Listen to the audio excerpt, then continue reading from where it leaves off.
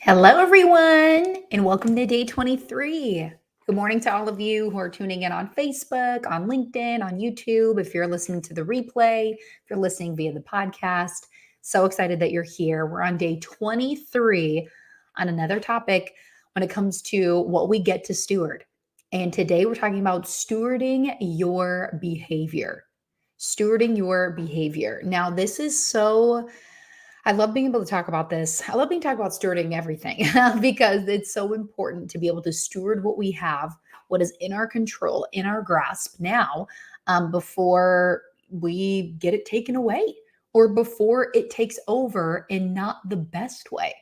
So many of us want more, right? We've been talking about that. Many of us want more, more, more, but are we stewarding what we have now? And I want to talk about stewarding behavior. Definitely not a common topic, definitely not something that like people probably even want to talk about, but it's so important because there's so many characteristics about us. There's so many pieces to us about so many pieces every single day that we get to be in control of. But how are we behaving? How are we reacting? How are we responding? And so when it comes to stewarding our behavior, I want to ask this question to kind of kick it off. Is this happening to me or is this happening for me? Have you ever asked yourself that question? The season that you're in, have you ever asked yourself, is it happening to me or is it happening for me? Like, type it in the chat, for me or to me? And I'm going to dive into each piece, the for me and to me part, because so often our brain gets to be in this mode. This is the most common. This is happening to me. And a lot of people will slip into a victim mindset mode. To be honest, I know it's not what you want to hear, but you'll slip into a victim mindset mode. Oh, this is happening to me. Of course, this is happening. Why me? And it kind of turns into this like whiny situation. So many people are like, why is this happening to me? And when you get the perspective shift of it's happening to me and it's happening for me, but you're more focused on the for me, which means what can I learn? How do I get to respond? How do I get to react? How do I get to show up? That will determine what happens next. That will determine what more is going to come into your life, whether it's good or bad when it comes to your behavior. For example, take a conversation with a close friend or even a spouse. When somebody acts or shares something unfavorable, maybe they're lovingly giving you feedback or calling you out about something, and you're like, oh, like this is happening to me. I can't believe you would do that. First of all, if somebody's lovingly going to give you feedback, and I'm a huge proponent of feedback versus criticism. Criticism is negative, feedback is loving, especially when you come in truth in love, not just truth of, let me just be honest and then insert some kind of snarky opinion. It's, I love you this much that I want to be able to speak this into you. When you have people in your life that do that for you, you will know that this is happening for you. You will know because loving correction is feedback is one of the highest forms of love, in my opinion. Because if somebody's willing to walk into the fire, understanding that you could blow up on them and the fire could get a lot bigger, but how you react to somebody who's giving you loving feedback and sharing something with you is everything. Again, is it happening to me? Is it happening for me? Does this person want to hurt me or is this person for me? Does this situation want to hurt me or is this situation for me or a way I can learn? Here's a perspective I try not to say always and never, but in this case, I can definitely say always. I will always take, what can I learn from this situation? Doesn't mean I've had the moments of this is happening to me. I've had those thoughts of like, of course this would happen. Well, when you do that, it's like wishing for something you don't want. Rather than reframe it, what can I learn from this situation? Even from really traumatic experiences. I'll share something that is deeply personal. Probably, wow, we're going to be talking about this at 7:00 in the morning. Let's go there. I know a lot of women can resonate with this. And, even with men probably don't even realize how prevalent this really is. I'm going to preface before I share my personal story that at our big event that we have every year in our company, it's called Activate. And this year it's called Activate Dominion. And so it's our annual convention inside Kingdom Alliance. And last year when we had it, there was a moment in the room where somebody asked the question of who's been sexually assaulted. And over 3/4 of the room raised their hand. Well, my business partner's husband was shocked to see that. And he shared that later with us. He was shocked. He's like, I had no idea that many women in a room that size have been sexually assaulted. It's sad. It really, really is sad. Now, personal story, I've been sexually assaulted. I have been taken advantage of. It was not favorable. It happened in college, and I'm going to share this openly, and I have healed from it. Sorry if this triggers anybody, but when I was in college, my boyfriend raped me. I said no, and he did it anyways. And that sent me down a not so great path of mental destruction. Why am I sharing this with you? First of all, I'm healed from it. It took me over a decade to even say it out loud, let alone heal from it. And when it comes to stewarding your behavior, is this happening to me? Is it happening for me? Wow, let's beg the question in that scenario. Now, for me personally, I can't speak for anybody else. That obviously wasn't fair. That was something that was out of my control, and that was something I was forced into, and it was something that was not okay. It's never okay, ever. People in relationships, that still happens to them. They say no, they do it anyways.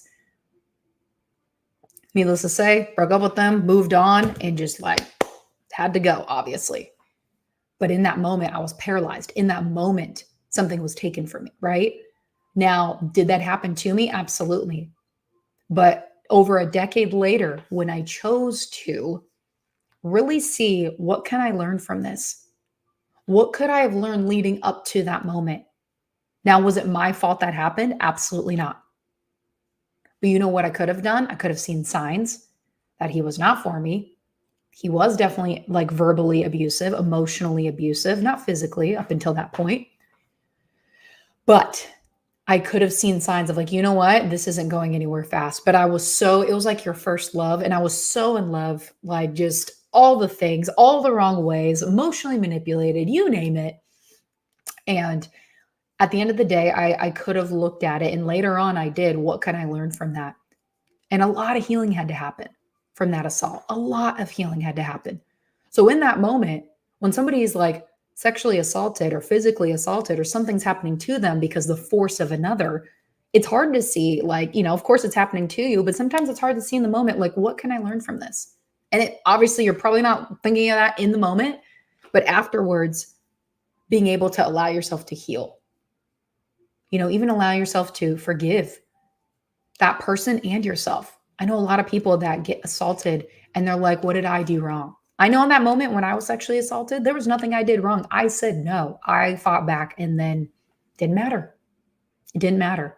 Somebody wanted something so much that it did not matter about the will of the other person. But afterwards, I learned a lot. Afterwards, I did make vows of this will never happen again. And from that, I actually really brought on a very strong masculine side to myself out of protection, because something was taken from me that day. And it has taken me, gosh, when did that happen? That happened probably in 2009, 2010, something like that. So it's been a long time. It's been a very long time, almost 2 decades, right? Decade and a half. But it took me a long time, and there's still healing that I catch today that I have to heal, that I get to heal. That masculine side brought me a lot of success in a lot of areas, but then the gentleness, the kindness, the softness wasn't there. The femininity was buried for a long time. I didn't really step into truly my feminine, the inside out feminine nature, not just the nails and the hair and the look, but truly the nature of femininity until my 30s. And I'm 34 as I'm recording this. It's crazy to think how a moment so long ago can impact now, but I can look at it now and I could be like, what can I learn from that? What do I need to heal from? So many of us push down traumas that happen, really, really extensive, hard traumas that happen, and just say, I'll get over it. I'll figure it out later. But do you? When you don't deal with something, it will leak into other areas. And then those things will start to like fester. And then all of a sudden you're like, where did this come from? It's because you didn't take care of something from somewhere else. And if you're not even sure, you're like, well, I don't even know what you're talking about. I don't even know what these things are in my life. Like, how does this relate to me? Ask the Lord, what are things that I have shoved so far down that I haven't healed from that may be impacting other relationships, mindsets, other things in my life? Truthfully, truthfully. Like, we get to audit that part and get real with ourselves because our behavior is everything. Our behavior, how we act, how we respond is everything. Is this happening to me or for me? So I want to challenge you. When most of us will have the response of this is happening to me, of course it does, rather than this is happening for me. When you think on that other side, you are now just being set apart from the rest of what can I learn and grow from this? You know, that day when that was taken from me when I was sexually assaulted, there there were a lot of vows, like I mentioned, that I made. And there was a lot of areas in my life that were impacted by that. And at the end of the day, when I can think now, what can I learn? What can I do to grow from this? Or maybe who can I impact by showing somebody there's healing on the other side? Me forgiving that person, me letting go of that was huge. You know, I even took it as far as a couple years ago. I was in my hometown where I was raised, and I was there for a wedding. And I got the prompting to go to different spots where I went to college, where that ex boyfriend lived, just different places that I frequented for a long time and prayed over that spot and released any healing, any brokenness, any hurt. And I just say, I release it in Jesus' name. I forgive you. And this no longer has a hold on me. Like, I physically drove to those spots, had those moments, and released it. Call me crazy. But a lot of physical locations, songs, people, phrases will be trigger points for things that have hurt in the past. Don't let it have that hold on you, especially people. Don't give them that power. You have the power. You have the power to have the behavior, to have the response be, I forgive you and I have moved on. Now, for some people, they'll say, you know, you'll forgive but not forget. Forgive and release and let go. A lot of people, when they say, I forgive, but I didn't forget, did you really actually truly forgive? Because there's a part of you in that statement where pride comes in of like, oh, I'm still going to hold on to it because this was done to me. You may never forget that experience, but you can come from a place of fully healed. That is available for you. That is completely up to you. So our behavior, how we react, how we respond to things is everything. It's easy for us to get short. It's easy for us to be angry. It's easy for us to be like, oh gosh, why is this happening? What's harder is to dig deeper, being like, what do I need to gain from this experience? What do I need to learn? And some of us have to sit in situations for a long time. You might be sitting in something and like, this is definitely happening to me, and I don't see how it's happening for me. There is something there. There is something there. A lot of the times we circle the same mountain, come across the same problems because you're getting presented with a similar familiar problem that you have not overcome yet. So God's given you another try to overcome. A lot of us, I was actually talking about this in my Radiant Leadership Academy class last night. It's a class that we host, a 16-week biblical deep dive into biblical leadership. And we were talking last night that with these mountains that we circle and these opportunities that come up, specifically, we were talking about offense. In order for you to become an unoffendable leader, an unoffendable person, you have to be offended a lot. So if you're finding similar situations are coming in a lot, those are opportunities to show, did I really learn? Did I really overcome? Am I fully healed? You have to be tested. You have to be tested to truly know. And so many of us just stay in the classroom and we don't want to actually go out into the world and be that example. I had somebody last night share something with me that there was a lady, a friend of hers, that gave a kind of like very not pleasant, not kind comment to her. And so she was like, should I just be like, unfriend you, peace out, I'm out of here? Or what should I do? And I shared a story how I went through something similar with a friend of mine where I had the moment where the fork was in the road of like, nope, we're ending this friendship, or I'm going to do the harder thing and sit in it and be able to say, this is how it made me feel. Did I do something wrong to upset you? And here's my boundary because I will not be talked to and treated like that. Like, that's not okay. That's the harder thing because you never know somebody's going to blow up. And it takes a lot of restraint not to get angry and upset when somebody really is cruel or mean or harsh towards you. But meet them in love. And so when I was sharing with this person in class yesterday, we'll go back to the person being like, did I offend you in some way? Or did I do something to upset you? I'm just curious based on this response. And then when you give them the chance to open up and be understood, chances are they're going to say, well, they might backtrack a little bit. They might apologize. They might not. You'll get to see somebody's true colors. You truly will. Oh, Mary, I love this. I'm going to bring this up. Forgiveness is letting go of what or who hurt you without having a connection with that person, but releasing anything that still holds on or is affecting growth in your life. Let go. God heals. He sure does. I love that, Mary. That's beautiful. Really, really beautiful. So many people give the enemy power and give other people power when they have done something to them. And we can't control people, right? We absolutely cannot control people. But what we can control, what we can steward is our behavior, our response. And ask ourselves in that moment, take a second, is this happening to me? Is this happening for me? What kind of response is favorable? Now, we could sit there and this person deserves this kind of a response and speak out of our flesh, or this person deserves it, still a loving response. And I'm not going to stoop to that level. And I'm going to meet them higher and call them up higher so we can understand to really know, do I need to walk away or should I step in and really be the example? Again, so many of us are so used to just staying in the classroom and learning. We have to get out and be in the real world and be hit with opportunities, if you will. I don't know if you want to call it an opportunity, but they are an opportunity to be offended, to be hurt, all of those things. They will come. It's not a matter of if, it's a matter of when. But our behavior, our response, how we interact and respond to people is everything. It truly, truly is. So I'd be curious to know what's standing out to you when it comes to stewarding your behavior in the response. Is it happening to me? Is it happening for me? And then really being able to check. And I really do feel, whether you're watching live or watching the replay, that there's healing in this message for somebody.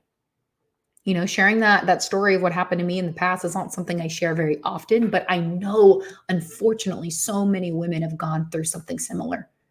They have. And then a lot of the times it defines women and who they are and how they operate. There's a lot of healing that I've had to do in a lot of ways that experience actually affected my marriage in big ways, unfortunately. And again, I could say that happened to me.